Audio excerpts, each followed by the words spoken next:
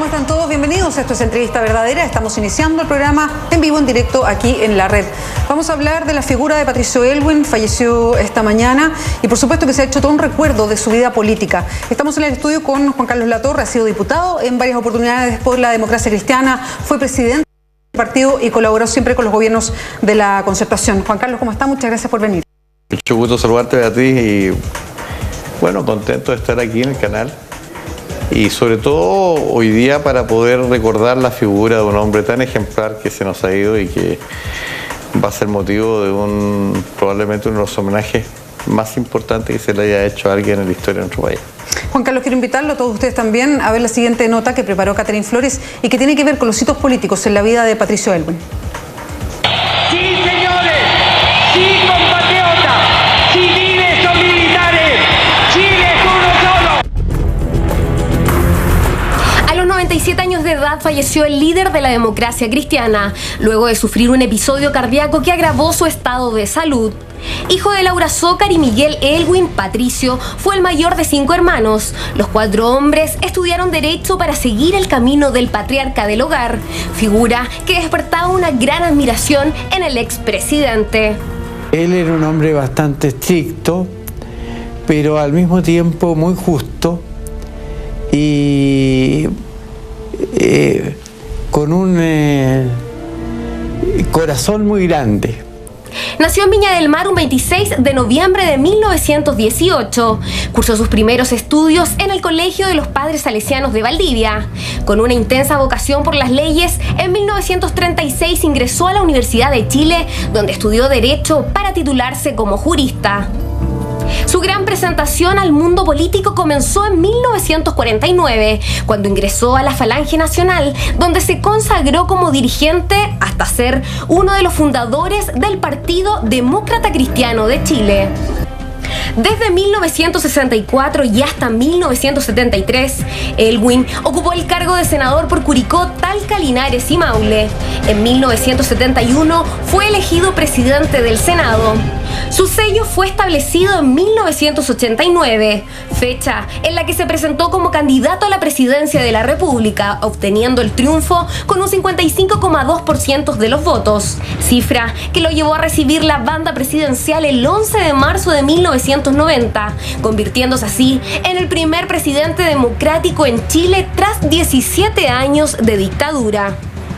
Una presidencia que no estuvo exenta de conflictos. Las fotocopias de estos 3 cheques gatillan la polémica más grande cívica-militar de la época, con un monto de 971 millones de pesos que habían sido girados por el ejército a nombre de Augusto Pinochet Iriart, hijo del comandante en jefe, por lo que la Cámara de Diputados creó una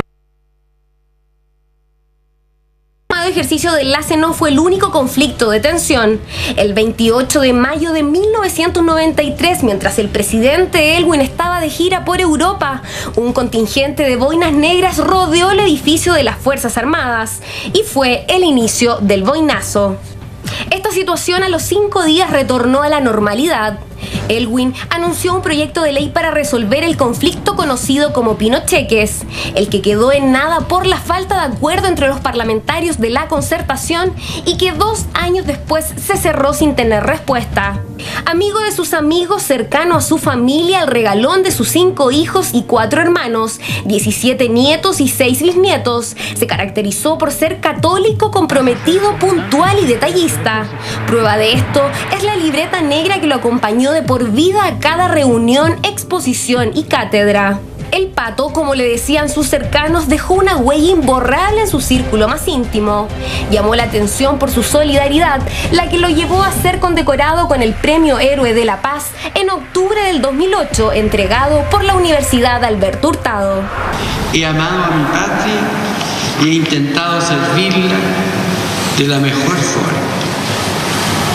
Dios ha sido generoso conmigo. Muchas gracias. Parte de la vida y y obra de un hombre que luchó en un periodo de transición por consolidar la democracia, combatir la pobreza y superar la gran división de los chilenos, y que hoy es despedido por la gente por un adiós lleno de agradecimientos por parte de diversos partidos políticos por el trabajo que realizó por la patria.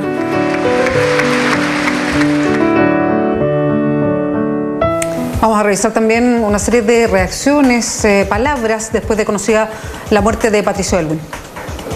Don Patricio, un hombre demócrata, profundamente convencido de la importancia de la justicia, la libertad, la paz, fue esencial en un momento en que nuestro país lo necesitaba con urgencia, en poder construir la unidad de todos los demócratas, para poder continuar avanzando en una transición hacia una democracia plena. Don Patricio, un hombre sobrio, íntegro, un hombre patriota. Pero esa transición no hubiera podido hacer si no hubieran producido tres elementos. Primero, su capacidad de buscar acuerdos. Segundo, ¿no es cierto?, no tratar de hacer lo imposible y avanzar en la línea que quería. Tercero, ¿no es cierto?, tenía que ver que tuviera éxito económico.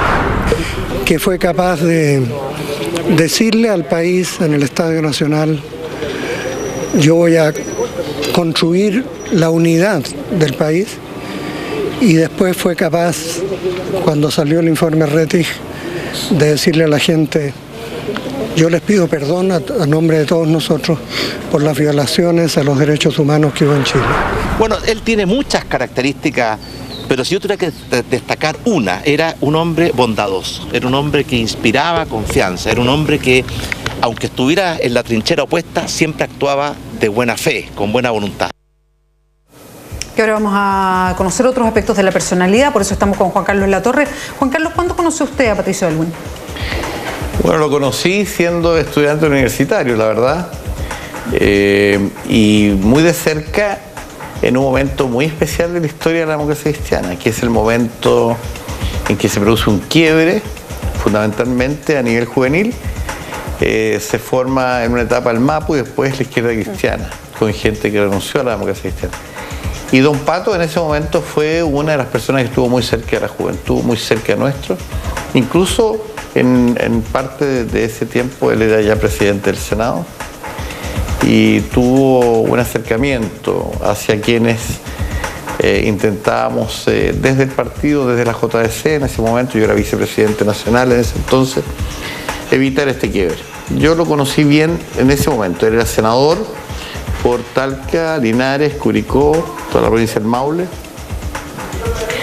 Y claro, era una figura ya en ese tiempo. ¿Y qué le pareció cuando lo conoció?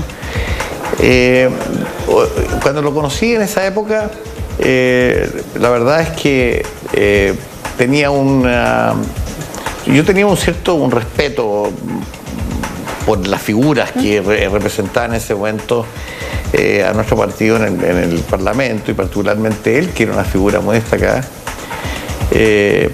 Y me pareció siempre una persona cercana, con una disposición a acercarse a la gente, cosa que lo distinguía frente a otros políticos, no tengo ninguna duda. Y creo que ese acercamiento hacia gente joven permitió que muchos de nosotros a lo largo del tiempo pudiéramos sentirnos amigos de él. Es muy grato cuando una figura importante te saluda, te conoce tu nombre, sabe de lo que tú estás más o menos haciendo, tu actividad, sobre todo dentro de una organización política. Yo creo que don Patricio en ese sentido tuvo la sabiduría, la condición humana. Recién Andrés Saldívar sí era un hombre bondadoso, sí, era un hombre muy bondadoso. Y esa bondad se traducía en una disposición permanente a acercarse a la gente, con mucho cariño. Juan Carlos, se menciona harto en la vida política de Patricio Aylwin varios hitos. Ya voy a entrar al momento del golpe, porque es algo que siempre vuelve sobre su biografía y donde también desde la vuelta de la democracia siempre se encargaron de recordarlo, pero ya voy a volver a eso. Antes quiero preguntarle por el momento en que se vuelve a la democracia en Chile, 1990, con Patricio Aylwin a la cabeza, usted asume como diputado de la República en un momento en que todo esto se abría después de los 17 años de dictadura. ¿Cómo fue ese momento? ¿Cómo se acuerda de haberlo vivido, de haber llegado al Congreso, el estar ahí cuando le ponen la banda presidencial a Patricio Aylwin y todo lo que se venía? Bueno, yo creo que evidentemente es un momento emocionante para todos los que habíamos luchado por el retorno democrático. Habíamos tenido plebiscito, un triunfo ejemplar del no, en un intento pacífico para el retorno democrático, donde los sectores más violentistas que existían en el país y que buscaban por ese medio el retorno democrático, creo yo, reconocen que hay una posibilidad real de lograr el retorno democrático a través de un procedimiento que estaba dentro de las reglas del propio gobierno Pinochet. No hay que olvidarse de eso, es un plebiscito organizado por la dictadura. Cuando se triunfa hay un proceso de mucha emoción, de mucha alegría, y viene después la elección presidencial. La gente tiene que, sobre todo la gente más joven, tiene que darse cuenta que en ese momento lo que se estaba recuperando era lo esencial, era la posibilidad simplemente de pensar libremente sin que eso fuera motivo de una persecución, de una expulsión del trabajo. Que la gente pudiera expresarse cada vez mejor y más libremente. O sea, lo que representa el inicio del gobierno del presidente Aylwin es algo básico, es como empezar a sentirse nuevamente con la posibilidad de respirar.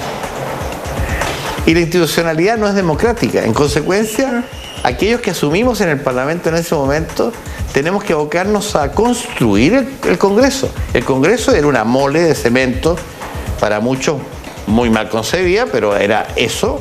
Al dictador se le había ocurrido que estuviera en Valparaíso, como una forma de tener lejos a los parlamentarios, en fin, pero el Parlamento no existía. Había que organizarlo, había que organizar sus comisiones de trabajo, había que dialogar con distintos sectores para poder iniciar un parlamento. Y en ese proceso, el presidente de la República, Patricio Aylwin, ayudó.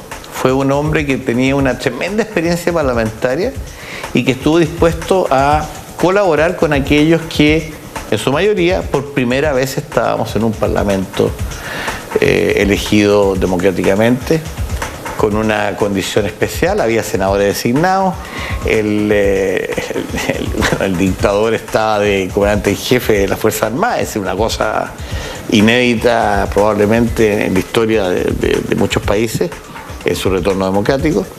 Y en consecuencia, yo diría, intentando graficar una respuesta a la pregunta, un momento de mucha emoción, de mucha esperanza, de alegría objetivamente por lo que éramos capaces o habíamos sido capaces de lograr, pero con una obligación de asumir roles y de trabajar en cosas que para muchos eran totalmente desconocidas, como era construir un parlamento democrático. ¿Y cómo se vivió en el Parlamento? Unos momentos que recordaba recién la nota, el ejercicio de enlace, después el boinazo, que pusieron a los militares presentes con poder en ese momento de la transición chilena.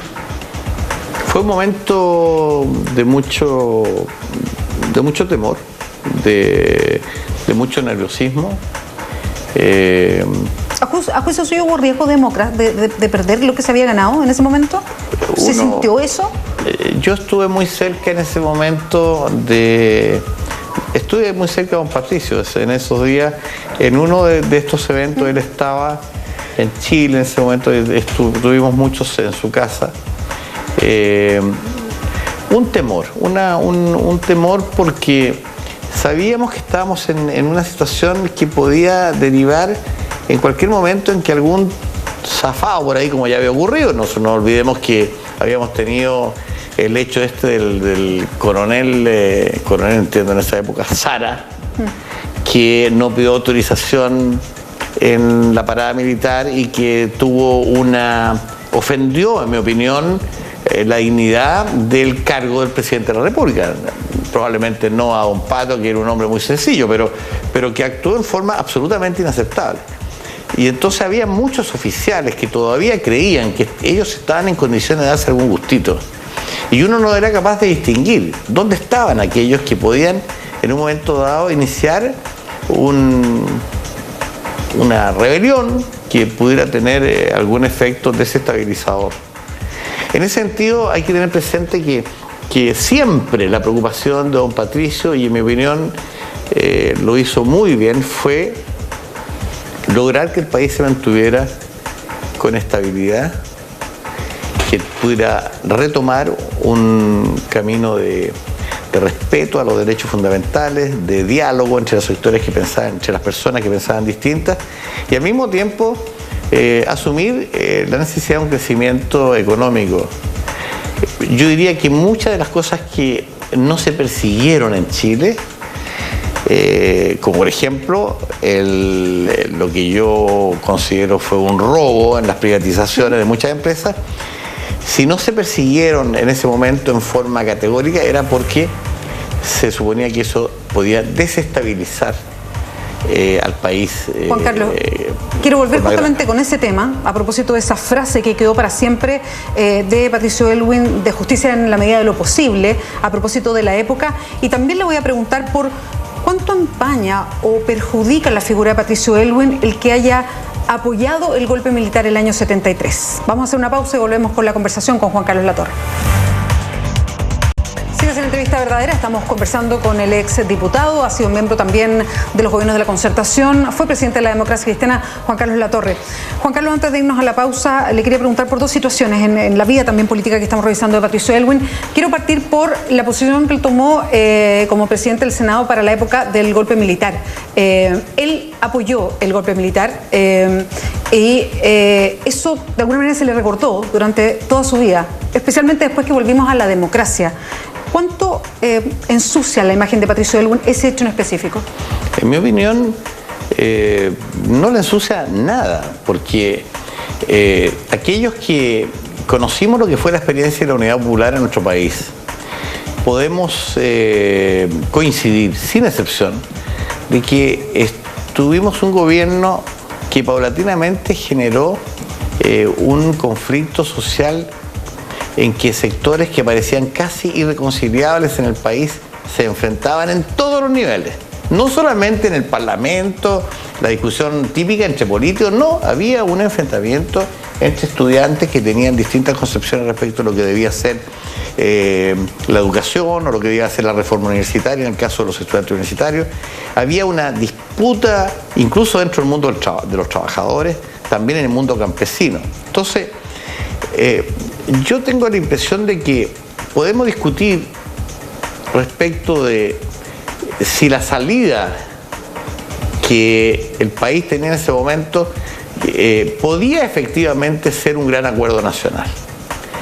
Y yo diría que don Patricio siempre estuvo por la búsqueda de un gran acuerdo. Perdón, usted, Juan Carlos, en esa época era un hombre joven. ¿Usted estaba a favor en ese momento del golpe como parte de la democracia cristiana o en contra? Nosotros, la JDC, la Juventud Demócrata Cristiana Chilena, estuvo formal y públicamente en contra de cualquier intervención militar en Chile. De hecho, el 11 de septiembre, el día 10 de septiembre, y la oportunidad de recordarlo la agradezco, el 10 de septiembre de 1963 a las 6 de la tarde, en la sede de la Democracia Cristiana, en la misma sede en la que le vamos a rendir homenaje a don Pato mañana, en ese lugar hubo una concentración juvenil realmente multitudinaria, y en esa oportunidad me correspondió a mí decir, como vicepresidente nacional de la Democracia Cristiana, el discurso que analizaba la situación en ese momento del país. Obviamente no sabíamos que el golpe venía el día siguiente, pero nosotros ese día, a través de un discurso que a mí me tocó pronunciar, señalamos taxativamente nuestra oposición a cualquier intervención de carácter armada en ese momento o intervención militar, obviamente. Entonces, y claro, y dentro de la democracia, incluso con ese antecedente, usted tiene una mirada distinta a lo mejor con el tiempo de lo que pensaban otros demócratas cristianos. Porque efectivamente había posturas distintas, porque había gente que consideraba que ya no había una salida posible. Yo recuerdo el testimonio de Bernardo Leighton, nunca me he olvidado, porque don Bernardo siempre nos decía a nosotros, a los más jóvenes decían, el día que haya un golpe, yo me voy a ir a La Moneda y voy a estar ahí con el presidente de la República, en este caso con Salvador Allende.